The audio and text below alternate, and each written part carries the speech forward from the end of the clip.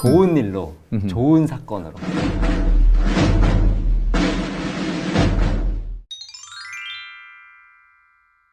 외교통일위원회를 뭐라고 그러면 상원이라고 그래요. 여기에는 전부 여야 간의 중진위원들이 거의 다 포진돼 있어요. 중요한 중진위원들, 그러니까 선수가 높은 분들.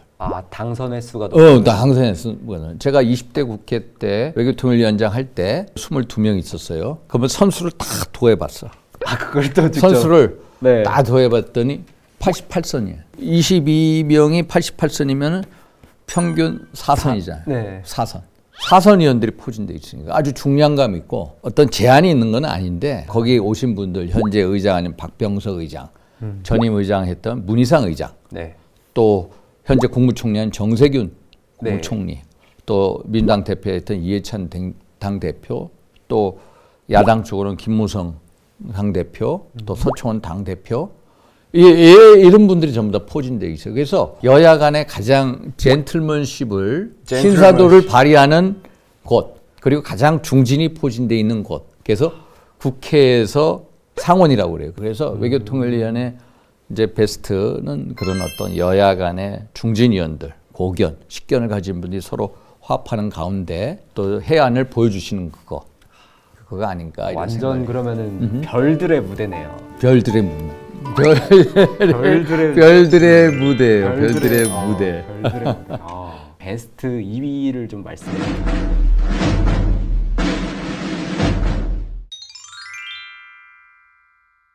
강제징용, 네, 손해배상 일본. 판결을 얘기했잖아요. 우리는 입법, 사법, 행정이 나뉘어져 있잖아. 그렇죠. 그러면 사법제도에 따라서 개인 손해배상을 청구를 하셨어. 그에 대해서 사법부에 판결이 있었어요. 그거에 대해서 일본이 협상을 요구를 했어요. 근데 협상이 제대로 안 됐어. 2019년 7월 달에 일본 정부가 반도체 핵심 소재에 대한 수출 규제 조치를 해요. 그래서 우리가 이거는 너무하다. 대화로 풀어야지 수출 규제는 말이 안 된다. 해가지고 우리가 수출 규제 중단 조치 촉구 결의안을 여야 간에 같이 이제 합의로 해서 통과시킨 경우도 있고. 여야가 그러면은 같이 그때는 이제 하나가 된 거예요. 하나가 돼서 한 거예요. 외교안보 문제는 여야가 있을 수 없다라는 철칙을 우리 의원들이 다 그걸 견지를 하고 또 이제 실행한 경우고, 또 사드라는 거 알죠? 사드.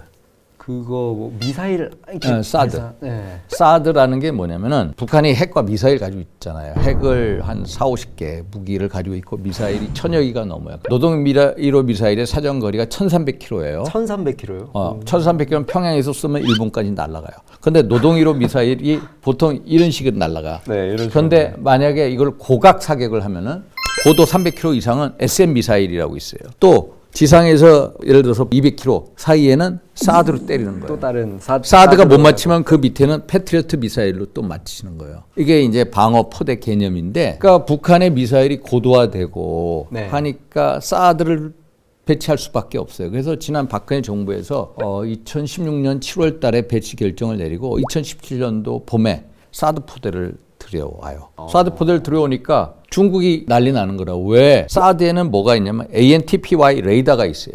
레이더의 사정거리가 1800km예요. 그러면 사드 포대의 레이더를 가지고 중국까지 다 볼 수 있는 거예요. 그러니까 사드 배치의 목적이 북한을 겨냥한 게 아니라 중국을 겨냥한 게 아니라라고 중국이 계속해서 의심을 하고 우리한테 윽박지르는 거라.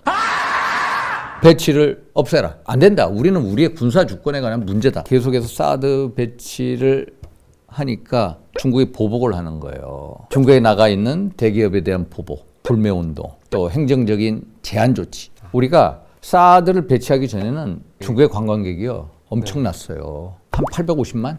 850만. 900만이었어요. 지금은 반으로 떨어졌어요. 지금 한 500만 정도 와요. 반절이 450만 오는데 단체 관광을 못 가게 한다든지 크루즈선을 못 가게 한다든지 전 세계를 못 가게 이런 식으로 여행에 제한을 한 거라. 그래서 우리가 이건 말이 안 된다 해가지고 여야 간에 사드에 대해서 보복하는 거 조치를 빨리 철회해라. 여야 간에 중국을 상대로 이런 촉구 결의안도 통과시켰을 때 서로 여야 간에 합치를 해서 대한민국 국익 앞에 군사 자주권 앞에서 똘똘 뭉쳤던 그런 때가 있어요. 안보 앞에서 그렇게 똘똘 여야가 뭉쳤을 때 그때를 이제 베스트로 베스트를 뽑아주신 보고. 것 같아요.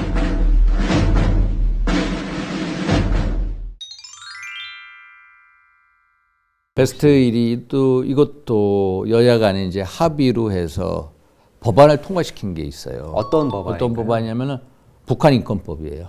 2016년도 봄에 여야 간에 합의 표결을 해가지고 인권법 통과시켰어요. 근데 북한 인권법이 2005년도부터 계속해서 의원들이 발의를 했고 저도 북한 인권법을 대표 발의를 했어요. 2008년도에. 네. 그런데 그거에 대한 결실을 지난 2016년도에 여야 간의 합의로 북한 인권법을 통과시켰는데 예를 들어서 우리가 인권이라면은 네. 어떤 자유권이라는 게 있어요. 정적인 자유. 정치적 자유.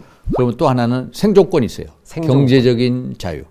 그러니까 자유권과 생존권을 포괄하는 북한 인권법을 만들었는데 예를 들어서 북한 인권의 침해 사례가 있다. 네.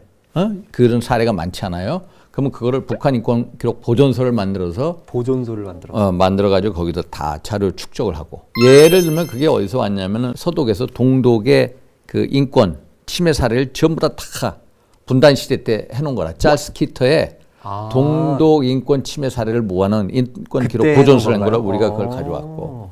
또 이 북한 인권 증진을 위해서 통일부가 계속 계획을 발표를 해야 되고. 인권 재단도 말고 인권 대사도 만들고 이런 법안. 북한의 영유아라든지 아니면은 또 산모들에 대해서 우선적인 지원하지 이런 법안을 만든 거. 그래서 여야 간에 합의 법안을 만든 게 우리가 그 당시 아주 외교통일 베스트였다. 이런 말씀을 드리고 싶어요. 외교통일위원회에서 여러 가지 일을 겪으셨는데 이제 느낀 점이나 외교통일위원회는 국익의 최전선에 있다. 국익의 최전선. 보람을 가지고 뛰었고 그래서 또 이런 기회가 주어진다면 정말로 또 부족했던 부분 보강을 해서 해야 되겠구나. 예를 들어서 외국인들을 만났을 때 딱 영어도 할 줄 알고 영어 할 줄 중국어도 아시잖아요. 할 줄 알고 네, 중국어도 하시고 뭐 일본어도 할 줄 알고 프랑스어만 그 얼마나 좋겠어요. 욕심쟁이. 멋있죠, 그러면. 멋있죠. 그래서 그런 식의 어떤 보강 이런 보강도 했으면 좋겠다. 그런 전문가들도 많이 국회에 진출시켜야 되겠다. 이런 생각을 많이 했어요. 문도구는 국회의원 되고 싶어요? 저는 이렇게 아직도 정치 언랭인데 물론 지금은 제가 그러니까 좀 정치연맹을 빨리 브론즈가 탈출시켜야죠. 됐지만 오늘도 이렇게 윤쌤의 외교통일위원장으로 계셨던 그 시절 그 이야기를 좀 들어봤는데 이렇게 또 쩔을 해주셔서 재밌었어요? 저는 근데 듣다 보니까 정말로 세세하게 얘기했는데 네, 너무 이런 기회가 있어서 참 좋겠어요. 그럼 앞으로도 윤쌤의 스토리를 다른 곳에서 또 들어보도록 하죠. 하겠습니다. 정은행이 여러분 쩔바.